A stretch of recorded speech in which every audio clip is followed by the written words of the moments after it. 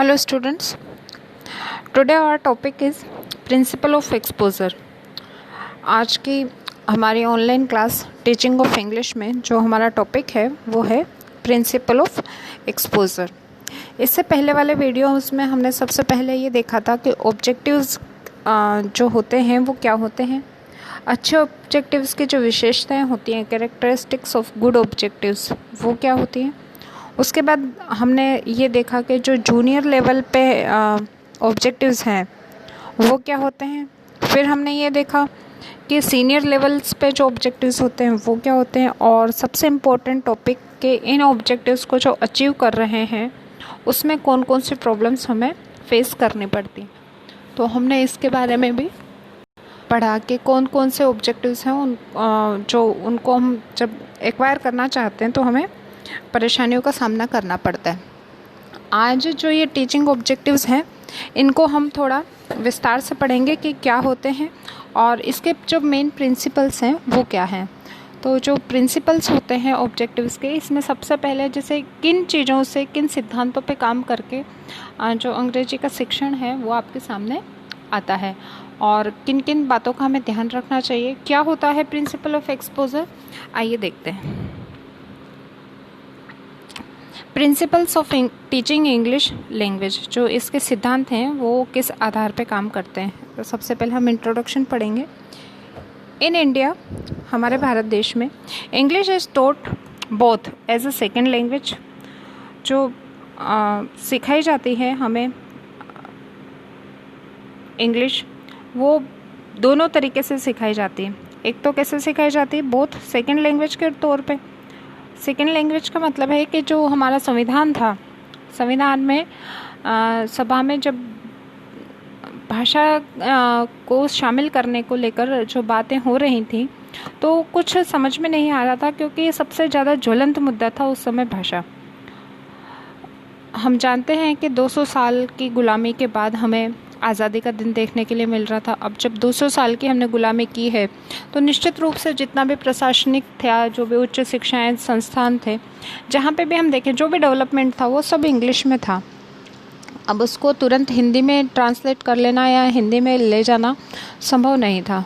दूसरा, सबसे बड़ी बात हमारे देश में ये थी कि ये अलग अलग प्रांतों को जोड़कर एक भारत देश बनाया जा रहा था। तो अलग प्रांत में अलग बोलियाँ थीं। सबसे ज़्यादा जो बोलियों का डिफरेंसेस देखा जाता है तो आप कह सकते हैं भारत में इतनी ज़्यादा भाषाएं बोली जाती हैं कि 2200 से अधिक भाषाएं, बोलियां, प्रादेशिक भाषाएं इसमें शामिल होती हैं। अब जब इतनी विविधताओं वाला देश है और जब वो अपना एक स्वरूप बनाना चाहता है तो उसे एक राष्ट्रभाषा की आवश्यकता होती है। लेकिन इतनी विविधताओं के कारण किसी भी भाषा को राष्ट्रभाषा का दर्जा प्रदान नहीं कर पाए, जिसकी जगह क्या हुआ कि कोई भी भाषा राष्ट्रभाषा का स्वरूप नहीं ले पाई। हिंदी का नाम सर्वोच्च था, लेकिन हिंदी में क्या समस्या आई कि जो दक्षिण भारतीय लोग हैं वो ज़्यादा पढ़े लिखे थे, डेवलप्ड भी थे, दक्षिण के जो राज्य थे, लेकिन वो बिल्कुल एग्री नहीं थे कि जो हिंदी भाषा है उसको कोई भी इस प्रकार का दर्जा दिया जाए। इसलिए संविधान में अनुच्छेद 343 के तहत हिंदी भाषा को राजभाषा के रूप में स्वीकार कर लिया गया। तो फिर प्रशासनिक भाषा का क्या होगा। प्रशासनिक भाषा के लिए हमने इंग्लिश को स्वीकार किया एज अ सेकेंड लैंग्वेज, दूसरी भाषा, सहायक भाषा, प्रशासनिक भाषा के रूप में। और ये स्वीकार किया गया था मात्र 15 वर्षों के लिए कि 15 वर्षों तक तो हम इसका काम करेंगे और इसके बाद हम क्या करेंगे कि इसको कम्प्लीटली हिंदी में ट्रांसलेट कर लेंगे और सब जगह हिंदी अनिवार्य कर देंगे। लेकिन हिंदी की अनिवार्यता बहुत सारे राज्यों को पसंद नहीं आई। इस वजह से ये जो सिस्टम था ये 15 वर्षों से अनवरत रूप से आज तक जारी है और मेरे ख्याल से आगे भी जारी रहेगा, क्योंकि अभी तक भी ऐसी कोई संभावनाएं नहीं है कि सभी जो कामकाज हैं वो हिंदी की जगह, अंग्रेजी की जगह हिंदी भाषा में होने लग जाए। तो हमने इंग्लिश को कैसे स्वीकार कर रखा है। फर्स्ट, ये सेकेंड लैंग्वेज के रूप में है because it become a lingua franca between speakers of widely diverse languages, क्योंकि एक लिंग्वा फ्रेंका के रूप में यूज़ में आती है। लिंग्वा फ्रेंका मैंने आपको बताया था, लिंग्वा फ्रेंका का मतलब होता है कि एक ऐसी भाषा जो भाषा दो विभिन्न भाषाओं बोलने वाले लोगों के बीच में बोली जाती है और वो उनको कनेक्ट करती है, लेकिन दोनों के ही मातृभाषा वो भाषा नहीं होगी। जैसे कि आप इसको ऐसे समझिए कि एक व्यक्ति है राजस्थान का और एक व्यक्ति है तमिलनाडु का। तमिलनाडु के जो व्यक्ति है उसकी जो मातृभाषा है वो क्या है, तमिल है। जो राजस्थान का व्यक्ति है उसकी जो मातृभाषा है वो क्या है, हिंदी है। अब इंग्लिश में वो दोनों आपस में बात करेंगे। तमिल वाले की जो मातृभाषा है वो तमिल है, राजस्थान वाले की हिंदी है। दोनों की ही मातृभाषा अंग्रेजी नहीं है, लेकिन वो जब बातचीत का तरीका आजमाएंगे तो वो इंग्लिश में बात करेंगे। तो then English is become a lingua franca between speakers. तो वो बोलने वालों के मध्य लिंग्वा फ्रैंका का काम करेगी ऑफ वाइडली डाइवर्स लैंग्वेजेस। और जो ये वाइडली डाइवर्सिटी है लैंग्वेजेस में हमारे यहाँ पे, इसमें बाय इंग्लिश के तौर पे English as a foreign language, अंग्रेजी एक विदेशी भाषा, इज मिंट, इसका मतलब है English is taught as a school subject. तो ये जो छोटे बच्चे हैं उनके लिए एक स्कूल का सब्जेक्ट हो सकता है। और या फिर एन अडल्ट लेवल, यानी कि जो बड़े बच्चे हैं, सोलेली giving students of foreign language competence, तो उनके लिए एक ये सिंगल सब्जेक्ट दिया जा सकता है ताकि वो उस फॉरेन लैंग्वेजेस पे कॉम्पिटेंस यानी कि अपनी योग्यता महारत हासिल कर सके। जैसे कि मैंने इंग्लिश में एमए किया है, तो इंग्लिश को मैंने सोलेली भी पढ़ा है, और जब सब्जेक्ट के रूप में आप इसको पढ़ रहे हो तो ये आपके लेवल पे है, और जब मैंने इसको पढ़ा था एमए में तो ये सोलेली था, अकेला था। फॉर बोथ, दोनों के लिए इट इज़ एसेंशियल, ये बहुत ज़्यादा ज़रूरी होता है इंग्लिश टीचर के, इंग्लिश का जो टीचर है, to teach in a such manner कि वो इस तरीके से बालकों को सिखाए the desired goal can be achieved, कि जो हमने डिज़ायर्ड गोल बनाए थे वो हम अचीव कर सकें। यानी कि जो स्कूल का टीचर है इंग्लिश का, उसके लिए बहुत ज़्यादा ज़रूरी होता है कि जो भी शिक्षण के उद्देश्य या अंग्रेजी शिक्षा के जो उद्देश्य हैं वो हमने निर्धारित किए थे उनको हम बालकों को सिखा सकें। हमारा पढ़ाने का तरीका, हमारे प्लान, हमारी टेक्निक कैसी होनी चाहिए कि हम उनको सिखा सकें। In the words of rain and Martin, ये एक बहुत फेमस राइटर हैं इंग्लिश के, इन्होंने अपनी परिभाषा में कहा है, in the teaching of class subjects, जब हम बच्चों को क्लास में सब्जेक्ट पढ़ा रहे हों, the actual work of mind training, तो वो जो सारा वर्क होता है वो माइंड ट्रेनिंग पे डिपेंड होना चाहिए। इस बीइंग परफॉर्म, जो भी हम परफॉर्म कर रहे हैं। इन द अर्ली लेसन, इससे पहले वाले जो लेसन थे in English, the weapon is being forced, जो एक ही अंग्रेजी को हथियार के रूप में यूज़ किया गया था। The tools are being made, और टूल्स बनाए गए थे with which that work mind training is to be performed, के इनके आधार पर माइंड की ट्रेनिंग बच्चों को दी जाए। यानी कि एक युद्ध में ये हथियार के रूप में होना चाहिए। जब हम आज को बोलना चाहें तो ये खुद अपने लिए एक लड़ाई ना बन जाए। अंग्रेजी से हमें लड़ना नहीं है, उससे हमें युद्ध नहीं करना, उसको हमें हथियार बनाकर उपयोग में लाना है। तो ये बहुत ही सुंदर परिभाषा दी गई थी रेन एंड मार्टिन के द्वारा। और अब हम बात करेंगे डिफरेंट प्रिंसिपल्स की। तो सबसे पहला जो प्रिंसिपल है आपका वो है प्रिंसिपल ऑफ एक्सपोजर। एक्सपोजर का मतलब होता है हम कैसे एक्सपोज कर रहे हैं, किस तरह से वर्णित कर रहे हैं उन चीज़ों को, इसके बारे में हम इसमें पढ़ेंगे। The child learns mother tongue more rapidly because he exposed to the environment where this language is spoken and written। तो जो बच्चा है वो सीखता है तो वो मदर जो टंग होती है उसकी मदर टंग उसको रैपिडली सीखता है, बहुत जल्दी ग्रेस्प करता है। क्या रीज़न है कि जो मदर टंग है वो इतनी जल्दी आ जाती है, जबकि हमने लास्ट वीडियो में देखा था कि अंग्रेजी से हम पिछले 250 सालों से जूझे ही जा रहे हैं, लड़े जा रहे हैं। कहीं ना कहीं हम हर तरीके से इंग्लिश हमारे अंदर रची बसी है, लेकिन हम बहुत आसानी से बोल देते हैं इंग्लिश एक इंटरनेशनल लैंग्वेज है। Then what is the problem to say that English is international language. तो क्या समस्या आ जाती है कि हम उस एक इसको पीछे लगाने नहीं लगाते और उसकी जगह एक है लगा देते हैं। सारे वर्ड्स इंग्लिश के रहेंगे, बस उसका सेंटेंस फ्रेमिंग ही नहीं करते। क्यों ये समस्या आ जाती है? या इसकी समस्या के पीछे जो मेन वजह है कि ये हमारी मदर टंग नहीं है। हमारी मातृभाषा हिंदी है और कहीं ना कहीं हम सब पे उसका इम्पैक्ट हमेशा बना रहता है। The child learns mother tongue more rapidly, बहुत जल्दी सीखता है बालक, because he is exposed to the environment, जब भी वो अपने वातावरण में आसपास में जाता है, देखता है, where this language is spoken, जहाँ पे भी ये भाषाएँ बोली जा रही हैं, एंड रिटन, वहीं ये भाषा लिखी भी जा रही है। यानी कि मातृभाषा हमारे चारों तरफ फैली हुई होती है, जबकि अंग्रेजी भाषा है वो हमारे चारों तरफ फैली हुई हमें मिलती नहीं है। या मिल जाती है तो हम उसे देखना नहीं चाहते। आप छोटी छोटी चीज़ों को ले लीजिए, हमारे यहाँ न्यूज़पेपर इंग्लिश का नहीं आता, हम हिंदी में न्यूज़पेपर पढ़ते हैं। हम पढ़ने के तो इतने आदी हैं कि अगर कचौरी भी खाते हो रहेंगे तो अखबार की डिटेल पढ़ लेंगे कि अखबार में क्या लिखा हुआ है कचौरी खाते खाते। हम बस में बैठे हैं तो हम विज्ञापनों को पढ़ लेंगे। लेकिन ये जो भी चीज़ें हमें हमारे आसपास देखने को मिलती हैं ये सब हिंदी भाषा में ही होती हैं, अंग्रेजी भाषा में नहीं होती। हमारे घर पे कोई इंग्लिश नहीं बोलता, हमारे स्कूल्स में जो इंग्लिश के टीचर हैं वो भी कहीं ना कहीं हमें इंग्लिश को हिंदी में ही पढ़ा रहे हैं। तो that is you can say that no or little use of listening is English subject or in English language we can face। हम कोई फेस ही नहीं कर पाते हैं ऐसा कोई एटमॉस्फेयर जहाँ पे कोई इंग्लिश में आपसे बात कर रहा हो या फिर आपको इंग्लिश में बोल रहा हो और आप उसे सुन रहे हों। इवन जब क्लास में मैं पढ़ाती हूँ तो बहुत सारे बच्चों को अगर मैं इंग्लिश में कुछ बोल दूँ तो मुझे हैंड टू हैंड ट्रांसलेट करके बताना पड़ता है कि ये चीज़ हिंदी में क्या है। It means we have little or no use of English language in our classroom. तो हमारे क्लास में हम कह सकते हैं कि हम नाम मात्र का यूज़ करते हैं या नहीं ही करते।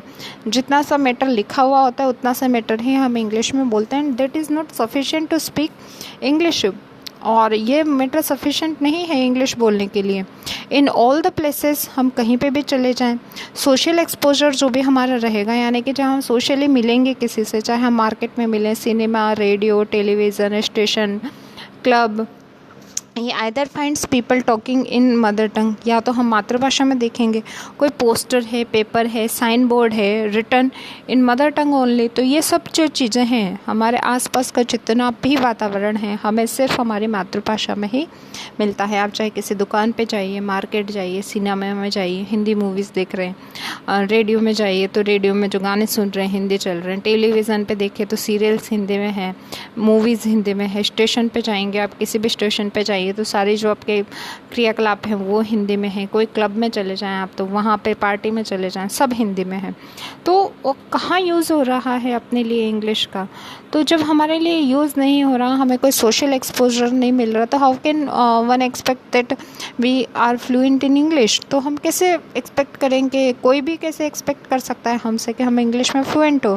The teacher should try to expose students an environment loaded with the foreign language. तो एक टीचर की ड्यूटी इस समय ऐसी बनती है इंग्लिश के टीचर की कि वो अपने बच्चों को ऐसा एनवायरनमेंट प्रोवाइड कराएं जो कि अंग्रेजी भाषा से भरा हुआ हो। अब वो कैसे प्रोवाइड करवा सकता है, यहाँ पे आपको कुछ तरीके देखने को मिलेंगे। फर्स्ट है forming a foreign language speaking club in the school. आप ऐसा कोई क्लब यानी ऐसी संस्था का निर्माण कीजिए जो कि सिर्फ इंग्लिश में बातचीत करता हो, यानी कि जितने भी उसके क्रियाकलाप हैं वो सिर्फ इंग्लिश भाषा में होता हो। इस तरह का हमें एक क्लब या सोसाइटी बनानी होगी अंग्रेजी की। आपको अगर ध्यान में हो तो कुछ स्कूल्स में इस तरह के रूल्स एंड रेगुलेशन भी लगा दिए जाते हैं आफ्टर 5th क्लास या 5th क्लास से कि there is a we can say that चालान और the penalty fees on speaking in Hindi language. तो वो इस तरह से बना देते कि पेनल्टी लगेगी आपकी कि अगर आपने हिंदी के वर्ड्स यूज़ किए तो बच्चों के लिए हैव टू डू हो जाता है कि वो कैसे भी टूटी फूटी बोले लेकिन इंग्लिश ही बोले। Putting charts with slogans written in on walls etcetera. तो बच्चों के लिए जो अपने स्कूल्स में आते हैं उनके लिए हम कोई चार्ट्स बना सकते हैं, स्लोगन्स बना सकते हैं जो कि इंग्लिश में लिखे हुए हों और हम उसको क्या कर सकते हैं, दीवार पर हैंग कर सकते हैं, बना सकते हैं। लैंग्वेज लैब में इस तरीके की व्यवस्था कर सकते हैं। Distributing pamphlets in simple foreign language. हम डिस्ट्रीब्यूट कर सकते हैं पेम्फलेट्स बना के, किसी भी टॉपिक से रिलेटेड बना दिए, कोई जनरल एक्टिविटी से रिलेटेड बना दिए, कोई रूल्स एंड रेगुलेशन से रिलेटेड पेम्फलेट्स बना सकते हैं और बच्चों में डिस्ट्रीब्यूट कर सकते हैं। लेकिन ये कौन सी लैंग्वेज में होना चाहिए? फॉरेन लैंग्वेज में होना चाहिए। Taking students to watch educable movies in foreign language. Schools में भी जनरली मूवीज़ दिखाई जाती हैं और कभी कभी बहुत अच्छी मूवीज़ आती हैं, जैसे अभी थोड़े दिन पहले मंगल मिशन आई थी एंड गेम आई थी, अगर कोई एवेंजर्स आप में से देखा हो किसी ने, तो एवेंजर्स की एक मूवी आई थी।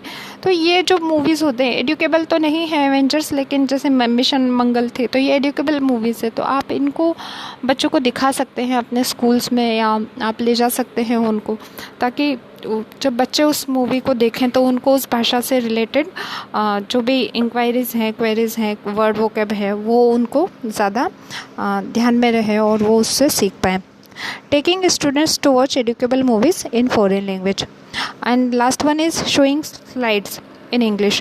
तो जो बच्चों को हम पढ़ा रहे हैं तो उनको हम डिफरेंट टाइप्स ऑफ स्लाइड्स दिखा सकते हैं। अगर आपके स्कूल में स्मार्ट क्लासेस हैं या आपके पास लैपटॉप है, तो आप उसको ले जाकर स्कूल्स में बच्चों को डिफरेंट टाइप्स की स्लाइड्स दिखा सकते हैं। जितना एटमॉस्फेयर आप इस तरीके का प्रोवाइड करवाएंगे बच्चों को कि आसपास उनको सिर्फ मैटर जो देखने को मिलता है, सुनने को मिलता है, वो सिर्फ फॉरेन लैंग्वेज का होगा, सेकंड लैंग्वेज का होगा, तो फिर बच्चे उतना ही ज़्यादा उस चीज़ को ग्रेस्प कर पाएंगे। The technique of advance organizers can also be used. तो इसके लिए अलग अलग टेक्निक्स और एडवांस टाइप के टेक्निक ऑर्गेनाइजर्स हैं वो यूज़ कर सकते हैं। फॉर दिस, इसके लिए the teacher should write some sentences on the black board before the students enter in the class. तो बच्चे प्रार्थना में से पहले आते हैं, लेकिन टीचर्स कुछ समय पहले आ जाते हैं। तो कोई अच्छे से स्लोगन्स या कुछ भी कोई सेंटेंस है वो बोर्ड पे आप लिख दीजिए before the students enter in the class, जब तक कि बच्चे उसमें एंटर नहीं होते। व्हेन दे विल कम, जब भी वो आएंगे, सबसे पहले जो बच्चे आते हैं स्कूल्स में वो अपना बैग क्लासरूम में रखते हैं, उसके बाद प्रेयर के लिए चले जाते हैं। तो जब तक वो बच्चे प्रेयर के लिए आएंगे तब तक क्या होगा कि उनको एक बड़ा सा इंटरेस्टिंग सा एक सेंटेंस है वो अपने ब्लैक बोर्ड पे लिखा हुआ दिखाई देगा और बच्चे उसको इंटरेस्टिंगली रीड भी करेंगे। What has been written on the black board, के ब्लैक बोर्ड पे क्या लिखा हुआ है। तो पर्टिकुलरली बच्चों में एक तरह का इंटरेस्ट डेवलप करने के लिए, या हम कहें कि एक एनवायरनमेंट बनाने के लिए, ये चीज़ें बहुत ज़रूरी हैं कि हम छोटी छोटी चीज़ों से बालकों के आसपास इस तरह का एनवायरनमेंट बनाएं कि जो आसपास में जो भी देख रहे हैं, सुन रहे हैं, सोच रहे हैं, समझ रहे हैं, बोल रहे हैं, वो कहीं ना कहीं उस लैंग्वेज से जुड़ा हुआ हो। जिस तरह से हमारे चारों तरफ हिंदी भाषा का एटमॉस्फेयर एनवायरनमेंट रहता है, उसी तरीके से उन बच्चों के सामने इंग्लिश लैंग्वेज का एटमॉस्फेयर और एनवायरनमेंट रहे। तो इस तरीके का अगर आप एनवायरनमेंट बच्चों को देते हो, यानी कि एक्सपोजर हम बच्चों को इस तरीके का दें विदेशी भाषा का, तो फिर बच्चे उसको बहुत जल्दी सीखेंगे। This is the principle of exposure. और मेरे ख्याल से आपको ये पॉइंट और ये टॉपिक समझ में आ गया होगा। टीचिंग ऑफ इंग्लिश में आज का हमारा फर्स्ट पॉइंट था प्रिंसिपल ऑफ एक्सपोजर।